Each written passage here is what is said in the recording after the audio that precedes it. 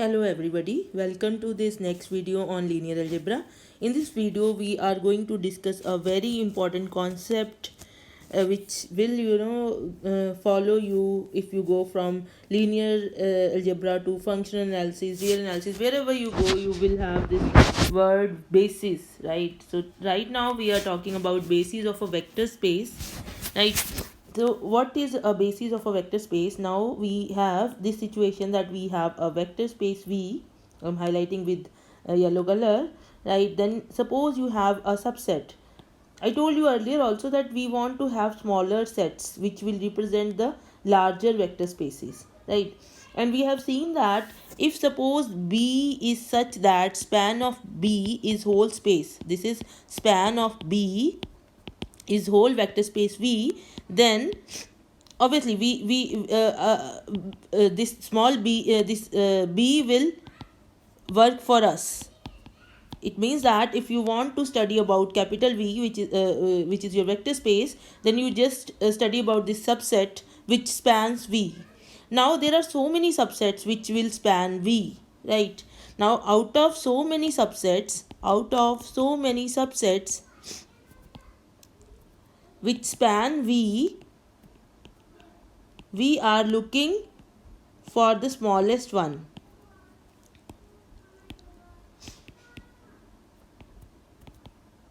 That smallest one,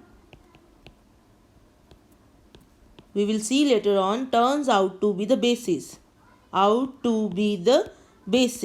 So the idea is that we are looking for the smallest subset of vector space V, which will represent whole of the vector space. Now it turns out, now I'll give you a definition and later on we will prove that that is the smallest subset. So definition of a basis is basis of a vector space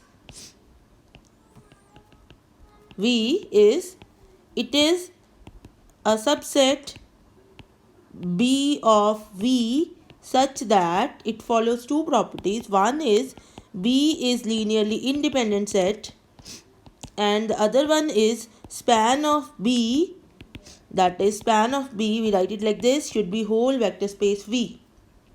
So this is the definition of the basis, and later on after few videos we will see that this is the smallest set which we are looking for, right? Okay, so let us do some examples. I'll do the trivial examples first.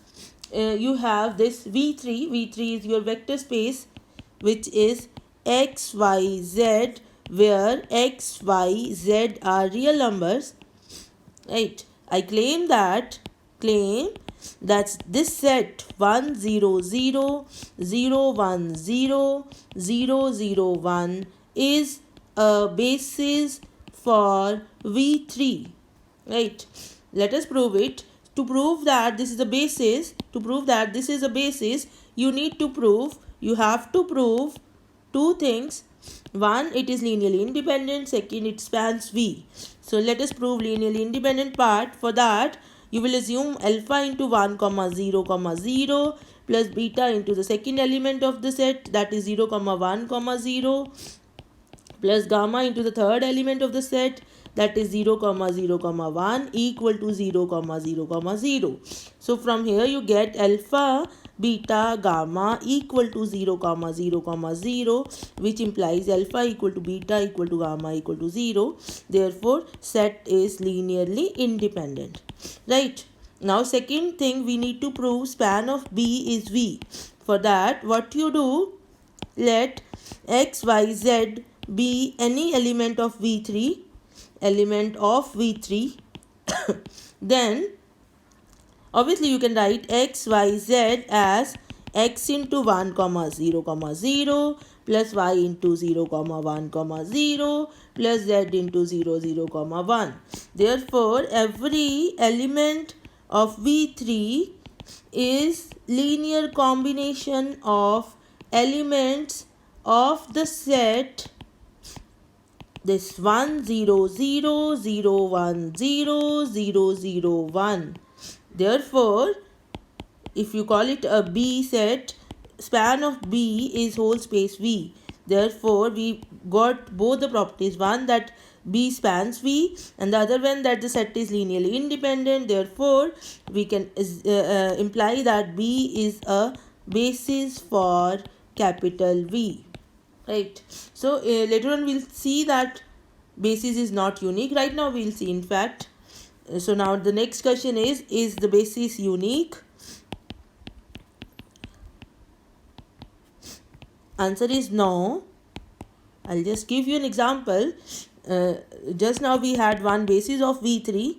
We'll now prove that 1 comma 1 comma 0, 1 comma 0 comma 1, 0 comma 1 comma 1. This is a basis for V3. Right. So let us prove it. For proving, again you have to prove the both properties. First is linearly independent property. For that you will assume alpha into the first element plus beta into the second element plus gamma into the third element equal to 0, 0, 0. From here you will get alpha plus beta, then you have alpha plus gamma, then you have beta plus gamma equal to 0, 0, 0. Therefore you get alpha plus beta is 0, alpha plus gamma equal to 0, beta plus gamma equal to 0. From here you can just subtract. You will get alpha minus beta equal to 0. Now you have alpha plus beta equal to 0, alpha minus beta equal to 0. You add these two, you'll get 2 alpha equal to 0, which gives you alpha equal to 0. Then from here you get beta equal to 0, and from here if beta equal to 0 implies gamma equal to 0. Therefore you get alpha equal to beta equal to gamma equal to 0. It means that whenever this thing is true, that linear combination of the elements equal to 0 vector, then this alpha, beta and gamma are 0. Therefore set is linearly independent. Set is linearly independent. Now let us check the second property. Let us check the second property, whether it spans V or not. Right. For that, let x, y, z be any element of V. Right. Suppose we are looking for alpha, beta, gamma. We are looking for alpha, beta and gamma such that this x, y, z is equal to your alpha into first element of the set plus beta into second element of the set plus gamma into third element of the set. So this will be alpha plus beta, alpha plus gamma, beta plus gamma equal to x, y, z. Right. From here you have alpha plus beta equal to x, alpha plus gamma equal to y, beta plus gamma is equal to z. Now let us find out. From these you will get alpha minus beta equal to y minus z. Already you have alpha plus beta is equal to x. So you add, you will get 2 alpha is equal to x plus y minus z, which implies alpha is equal to x plus y minus z by 2. Then you subtract, you will get 2 beta equal to x minus y plus z. Beta is equal to x minus y plus z by 2. You put here to get gamma, you just put the value of alpha. You will get gamma is equal to minus x plus y plus z upon 2. Therefore, you can write any vector x, y, z as alpha, which is x plus y minus z by 2, into the first element, that is 1 comma 1 comma 0, plus beta, which is x minus y plus z by 2, into the second element, that is 1 comma 0 comma 1, plus gamma, which is minus x plus y plus z by 2, into the third element, which is 0 comma 1 comma 1. So it means that every element can be written as linear combination of the given set, elements of the given set. Therefore span of B is whole V. Therefore B is a basis. Right. So we conclude that, conclusion from this video, one conclusion is basis is not unique for any vector space. In fact, there are indeed there are infinite bases. There are infinite number of bases. Right. And the second conclusion is for V3, that is your R3, this 1 0 1 1 0 0, 0 1 0 0 0 1. This is easy to prove that this is a basis. We call it as E1, E2, E3, and this basis is called standard basis of V3 or R cube. Similarly, you can prove that R2 for R2 1 comma 0 0 comma 1 is the standard basis. In fact, for Rn you can prove that this E1, E2, En, where E1 is an element whose first entry is 1 and all other entries are 0. E2 is an element whose second entry is 1, all other entries are 0. En is an element whose nth element is 1, all other entries are 0, is a basis for Rn and is called the standard basis for Rn.